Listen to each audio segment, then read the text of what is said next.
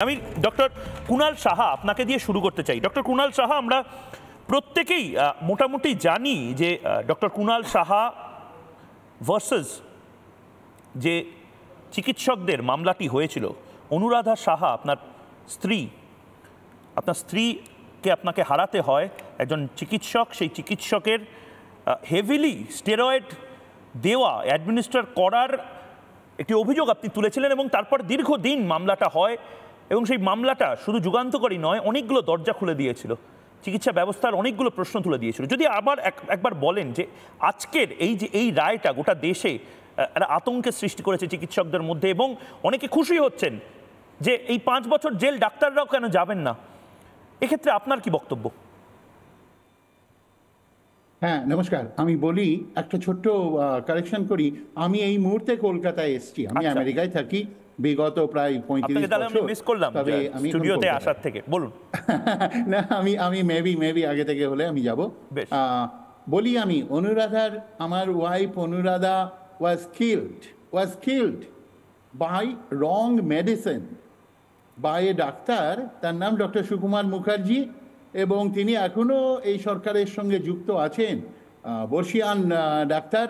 এবং সুপ্রিম কোর্টের ওই রায়টা কেউ যদি পড়ে, এইখানে বাকি চিকিৎসক বা বাংলার চিকিৎসকরা, তাহলে বুঝবে সুপ্রিম কোর্ট বলেছে ওই রায় সম্বন্ধে যে এই যে ডাক্তার মুখার্জি, উনি শুধু নেগলিজেন্ট ডাক্তার না, উনি ওনার conduct is so bad, it's unbecoming of a doctor, quote and quote. মানে সুপ্রিম কোর্ট বলেছে এই ডাক্তারের ডাক্তার হওয়ার যোগ্যতাই নেই কোনো, নট যে পড়াশোনার জন্যে, কিন্তু তার কন্ডাক্ট। বাট দেখুন কি হয়েছে, সেই রায় 2009 সালের রায় এটা, এবং এটা যুগান্তকারী, দেশের বাইরে, দেশে জানে সবাই তখন। তারপরে 2014 ওই মামলায় ঘুরে আসে, আবার তখন ক্ষতিপূরণের মামলাটা আবার হয়। সুপ্রিম কোর্ট বলে না ওরা দোষী, ওদের কত ক্ষতিপূরণ দিতে হবে, তার জন্যে প্রায় 12 কোটি টাকা ক্ষতিপূরণ হয়। সেটা ভারতের ইতিহাসে সবচেয়ে বেশি বললে কম বলা হবে।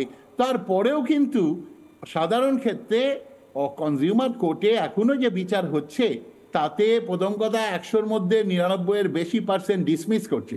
তারা বলে দিচ্ছে কোনো গাফিলতি নেই, এবং এখানে বিরাট একটা ড্রব্যাক রয়ে গেছে আমাদের সিস্টেমে, তার জন্য এ তো হয় না। আর 2 নম্বর হচ্ছে যে যখন গাফিলতি বলছে, সেখানেও দেখা যাচ্ছে নামমাত্র 2 লাখ, 4 লাখ, 5 লাখ টাকা একটা ক্ষতিপূরণ দিচ্ছে। দেখুন, এই system, consumer protection act is grossly flood. এখনো এটার মধ্যে প্রচুর গাফিলতি রয়েছে। মার্জনা করবেন, আমি আপনাকে একটু ইন্টারাপ্ট করছি। আপনি ইংলিশ এবং বাংলা মিশিয়ে যে কথাগুলো বলছেন, আমার ভাল লাগছে, আবার পাশাপাশি আমি আতঙ্কিতও হচ্ছি। আপনি যিনি আমেরিকাতে থাকেন, আপনার এত কন্ট্যাক্ট, সুপ্রিম কোর্ট অব্দি চলে যেতে পেরেছিলেন, 12 কোটি টাকা ক্ষতিপূরণ আদায় করে নিতে পেরেছিলেন, আপনি কিছুটা হলেও এখনো ডিসস্যাটিসফাইড, আপনিও সন্তুষ্ট নন। আমি ভাবছি আমার দর্শক যে প্রতিদিন রাত 8টায় জবাব চায় বাংলা খুলে বসে, মাথাভাঙা, মেচোগ্রাম বা কাকদ্বীপ থেকে, যে হয়তো দার্জিলিং এর প্রত্যন্ত কোনো জেলায় রয়েছে, তাদের ক্ষেত্রে কি হবে? তাদের কি এটা একটা মোমেন্ট অফ রিজয়েস না? তাদের ক্ষেত্রে সমস্যা। আমি তাদের জন্য ভাবছি, যারা এসএসকেএম হাসপাতালের সামনে মুর্শিদাবাদ থেকে আসে, একবার জবাব চায় বাংলাতে তাদের গল্পটা বলবার জন্য, তারা আমাকে বিশ্বাস করবেন না, অফিসের বাইরে চলে এসে ধন্যবাদ জানিয়েছিলেন। আমি তাদের কথা ভাবছি। আমি ডক্টর কুণাল সাহা, আপনাদের অনেক কিছু আছে, কিন্তু তারপরেও এদের কি হবে?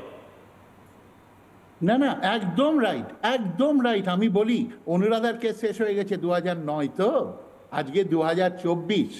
আমি কিন্তু এখন আমেরিকায় বসেও আমি হাজার এই যেরকম বললেন না, প্রত্যন্ত গ্রামে গঞ্জে গরিব মানুষরা অপচিকিৎসায় মরছে, পিপুল ফর বেটার ট্রিটমেন্ট আমি বানিয়েছি এখানে। এবং আমি এই যে এসছি, আমি মাঝে মধ্যেই আসি, বছরে 2-3 বার করে কলকাতায় বা ইন্ডিয়াতে এসে, আমি কিন্তু এই ভিকটিমদের হয়ে লড়াই করছি। আমার সংগঠন রয়েছে, সেখানে লোক রয়েছে, কাজে বিচার হচ্ছে না। এমনকি অনুরাধার রায়, একটুখানি ভাবুন, অনুরাধার রায় আমাকে 15 বছর লড়াই করতে হয়েছে। আমি খরচ করেছি প্রবাবলি $1 to $1.5 মিলিয়ন, মানে বহু কোটি টাকা খরচ করেছি। আমি নিজে ডাক্তার, আমি দুনিয়া শুদ্ধ ডাক্তারের রায় নিয়ে এসছি, বলেছে এই চিকিৎসা হয় না। ডক্টর মুখার্জি যা করেছে ভাবা যায় না, কোনো ইতিহাসে নেই। তারপরেও কি হলো, মেডিকেল কাউন্সিল, ওয়েস্ট বেঙ্গলের রাজ্য মেডিকেল কাউন্সিল বলে দিল এতে কোনো গাফিলতিই হয়নি। অনলি সুপ্রিম কোর্টে আমি জিতেছি, বাকি কিন্তু হেরেছি না।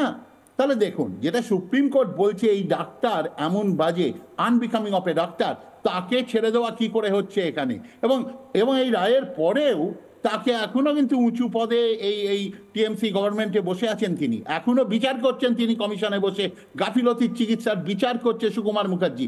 ভাবুন একবার, একজন খুনি, কনভিক্টেড খুনি, যদি তাকে তার সার্ভ করলো সেন্টেন্স, টাকা দিয়ে দিয়েছে, তারপরে তাকে যদি বিচারকের আসনে বসিয়ে খুনের বিচার করতে দেওয়া হয়, ভাবুন, এক্স্যাক্টলি তাই হচ্ছে পশ্চিমবঙ্গে। তার বিরুদ্ধে কেস, আমি বাকিদের কাছে যাব, কেস আছে। একদম ডক্টর শাহ, আমি বাকিদের কাছে যাব, কিন্তু এই ব্রেকিং নিউজটা এই মুহূর্তে নেওয়াটা অত্যন্ত গুরুত্বপূর্ণ। তার কারণ আমি জানি না এর জন্য কার জেল হেফাজত হবে, আমি জানি না এর জন্য কার হাজতবাস হবে, কিন্তু এই ব্রেকিংটা এই মুহূর্তে দেখা প্রয়োজন।